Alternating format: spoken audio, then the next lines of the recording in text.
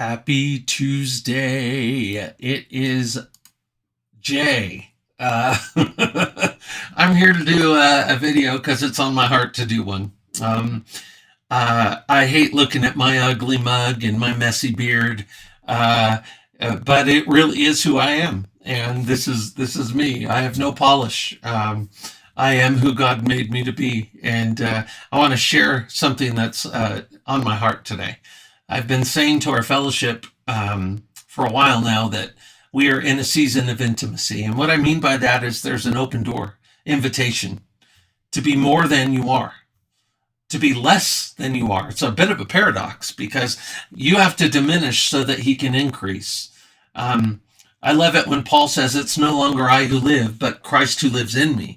This is the exchange that has to happen. Religion without relationship is an empty shell. And religion can bind. It can be ritualistic. It can be hollow. The word says that, first Jesus says, will there be any faith on the earth when I come back? And then, of course, Paul tells Timothy that in the last days you will see a form of godliness that denies the power therein. Well, all I got to say is I look around, that's what I see, but I won't be a part of it. I've been a part of it in my life. I don't want to be a part of it anymore. All I want is authenticity. All I want is relationship with Jesus. And here's what I have to tell you today is that he is more real than the skin on my bones. He is my everything. He saved me from myself. And he can do that for me. He can do it for anybody. I've done terrible things in my life, and terrible things have been done to me. But those things don't define me anymore. I've made amends.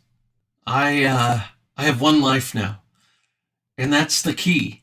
You see, so much in our culture tells us, whether openly or more covertly, really, to be a certain way at work and a certain way at church and a certain way to your family, and then the other way with your friends. These are false realities. This is not being real. It's not being whole. This is a fragmented person. And that's not who we're designed to be. That actually messes with your psyche. It messes with your psychology. This is why, so many people just are broken inside. And let me tell you, that was me for so long. But that's not me anymore. And I can say that with absolute certainty. And I can also say I take zero credit for it other than I said yes. Other than I finally stopped running and I sat in my ashes. And I'm not just talking, whoever sees this video, which may just be one person. I'm not just talking to, people who don't yet know Jesus. I'm talking to Christians. I'm talking to people who have a profound faith in the Lord, but maybe feel distant from him. Today is the day of salvation, and that remains the same every day of your life. I don't care that you were baptized as an infant, or that you were baptized by your own choice at 20 or whatever. I'm asking who you are today. Not that you got some sort of an insurance card, a Christian card punched where I'm going to heaven, but where's your intimacy with the Lord? And that's not meant as a chastisement. That's meant as an invitation. I find that the less I say, the more I hear. And that's certainly where I am in life. I'm on this really cool musical journey where the Lord's taking me into all of this music I've never heard before. And it's like an open doorway to his presence. And I got to tell you, it's amazing. There's no formulas that you can put to this stuff. There's no prescriptions. And that's where we get lost as Christians is, well, this worked for me, so follow these steps and it'll work for you too. No, how about you just follow the God who made the rules of engagement himself. He is the one who says how you have to come to him. He resists the proud, but he is drawn to the humble. I can say that that's absolutely true in my life. And that's been true in my life before I followed him, as well as every day that I do follow him. The moment I get proud, when conflict comes my way, and I want to stand up in defense, I failed. Because he's my defense. It doesn't make me right, even if I'm right. There's none right, really. The only one right is Jesus. And it takes intimacy with him to realize that. So I'm going to just read a quote. This is from My Utmost for His Highest by Oswald Chambers. I actually said this once in a sermon, and somebody left the church, and I haven't seen them since. So I understand that this can be offensive, but hear me out. This is a really good one. Because of rejoicing, I'm sorry. Beware of rejoicing with the soul in the wrong thing, but see that you do rejoice in the right thing. The friend of the bridegroom rejoiceth greatly because of the bridegroom's voice. This my joy, therefore, is fulfilled. He must increase, but I must decrease. This is spoken with joy and not with sadness. At last, they are to see the bridegroom, and John says this is his joy. It is the absolute effacement of the worker he is never thought of again. Watch for all you are worth until you hear the bridegroom's voice in the life of another. Never mind what havoc it brings, what upsets, what crumblings of health. Rejoice with divine hilarity when once his voice is heard.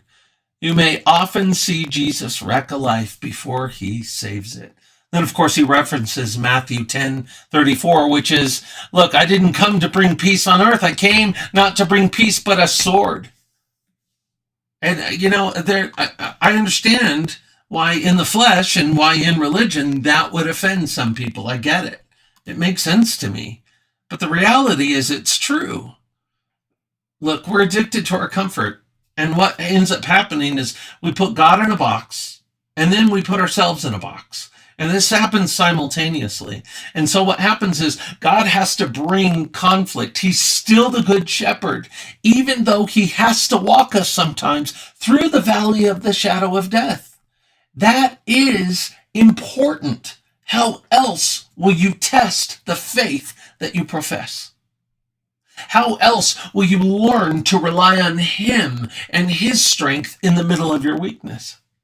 It's so important. It's a part of the journey. So whatever you're going through right now, there are terrible things that happen to people. And I know that because terrible things happen to me in life. And they don't define me anymore. And now, conflict comes fairly regularly. And I have to learn finally that it's never about the then or the then. It's about the present moment. And this is really what I want to leave you with today, is that I don't want you to get so wrapped up into, oh my gosh, how is that meeting going to go? Oh, what about that meeting with my boss? How am I going to pay these bills? What about these taxes, etc., etc., etc.? And at the same time, I don't want you to get wrapped up in, this was done to me. Don't trigger me. Don't trigger me. And those triggers are real, right? But we have learned to use those things to define us. And we end up living in some sort of false reality. That's not what Christ has for us. Christ asks us to live one life, to be the same person at work that you are at home, that you are at church, that you are alone, that you are with your family. To have no secrets. I'm sick as all my secrets. Those of you who know that statement know exactly what I mean.